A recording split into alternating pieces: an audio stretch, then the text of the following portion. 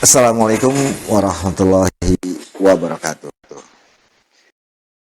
Grossever, majalah Gros Digital dalam kurung MGD garis miring Gros TV kembali mengudara.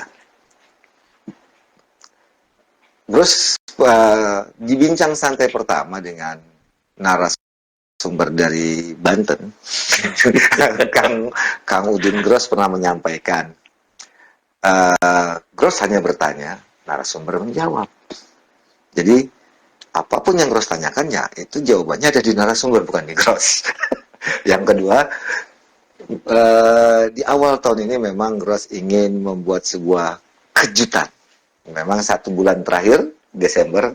Oh ya, sorry, Gros mohon maaf, kita sapa dulu dong nih narasumber kita ini, yaitu narasumber yang sudah lama Gros sering muncul dan berapa bulan itu nggak muncul.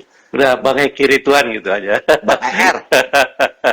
Bang ER, karena kan UN nih Bang ER, biasa kita bincang-bincang tentang organisasi. Dan di tahun ini, sesuai dengan judul Bang Eki, atau menyapa dulu, boleh? Karena mumpung masih tahun baru, Januari.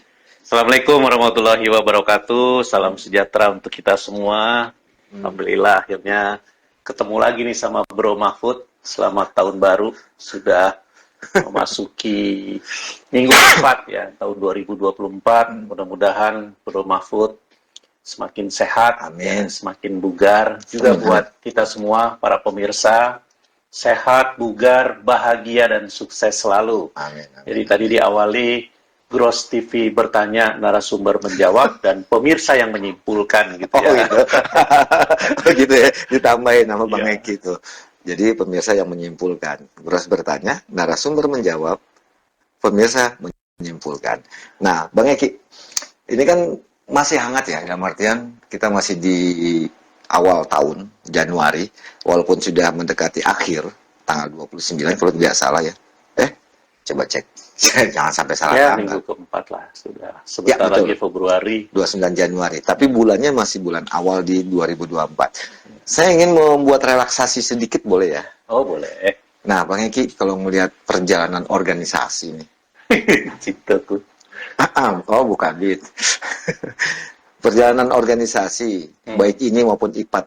1 bulan awal 2024 dari kacamata Bang Eki gimana nih?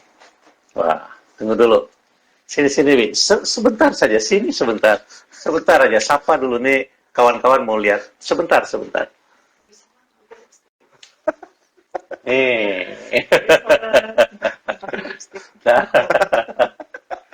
Baik, jadi gini, saya bukan apa-apa gitu ya, tetapi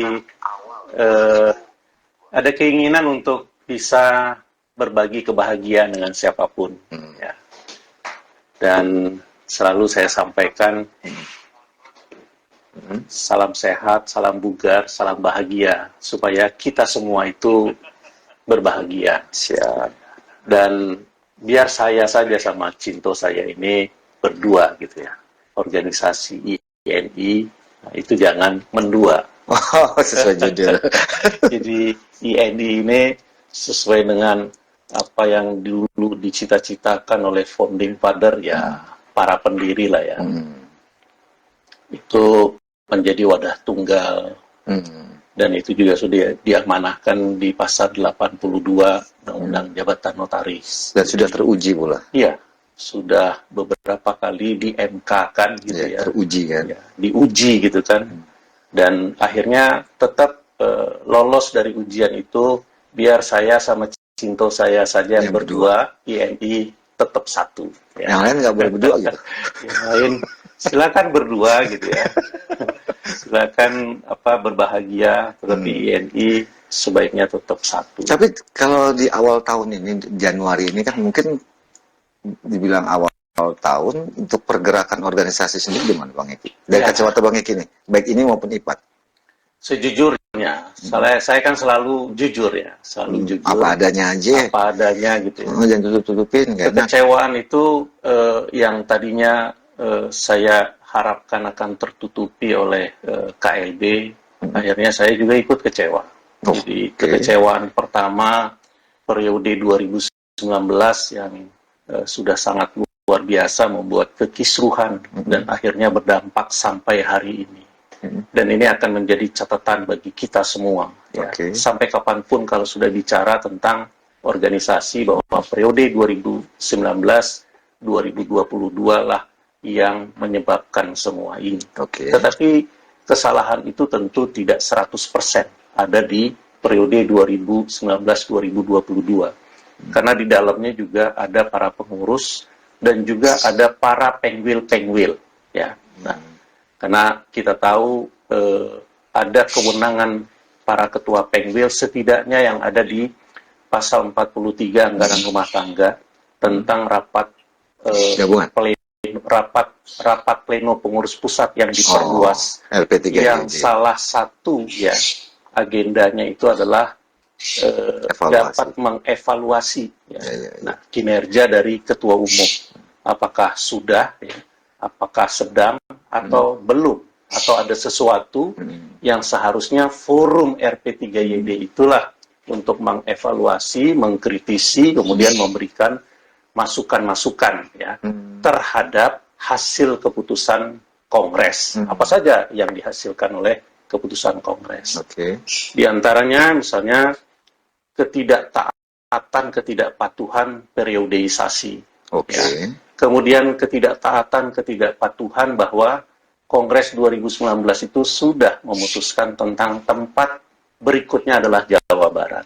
Dan faktanya akhirnya itu dibelokkan. Jadi kalaupun ada yang nyebut yang sekarang tetap menjadi pengurus di sebelah sana itu, kan ada KDK.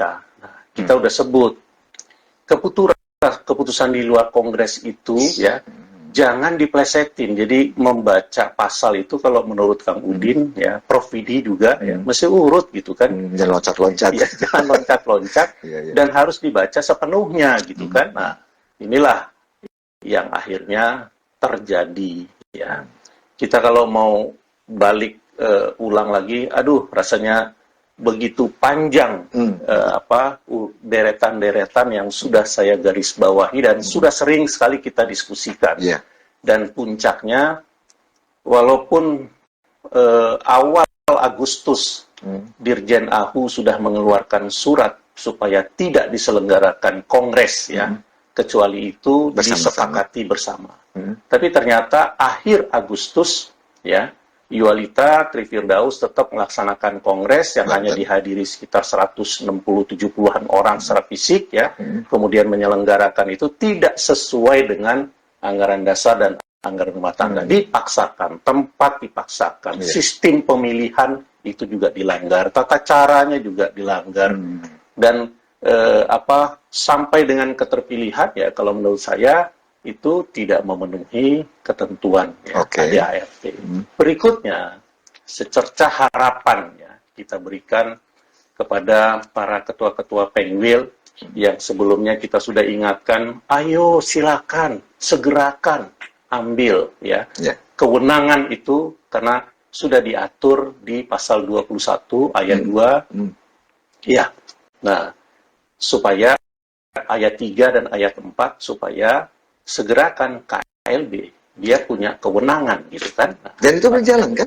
Nah, tapi perjalanannya ini sudah melewati masa yang seharusnya kesempatan yang paling pas itu menurut saya mempertanyakan itu pertama di RP3YD bulan November tahun 2021. Udah lama itu, Bro. Batu Malang.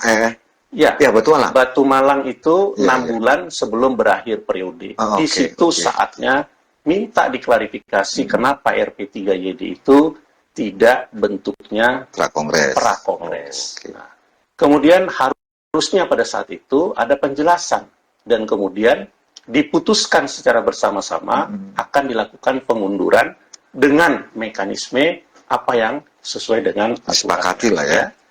Tapi ternyata di bulan Februari ya pengunduran itu untuk KLB bukan tentang Kongres pemilihan, ya kan? Nah, jadi ini kan satu kesalahan. Nah, yang kedua itu harusnya di KLB diambil alih oleh para pengwil-pengwil. Karena Itu sudah ada indikasi Riau berarti. mengulur Hmm. di bulan Juni Riau. tahun 2022. Riau. Nah, Iya. itu tidak dilakukan. Hmm. Kemudian barulah bertambah dengan berbagai tarik-menarik, surat Ya. menyurat, Ya. gitu kan. Ada menarik-narik bakal calon ketua umum, ya.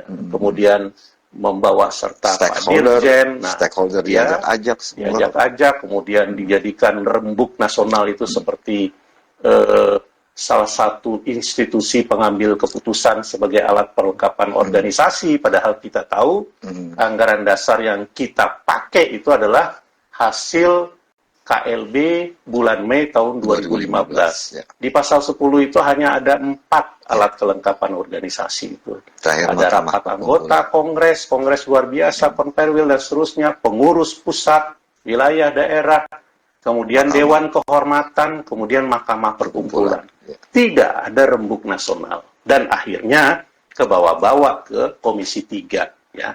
Nah, Betul. kalau kita mau jujur sekarang, ya, kita flashback kembali, malulah kita.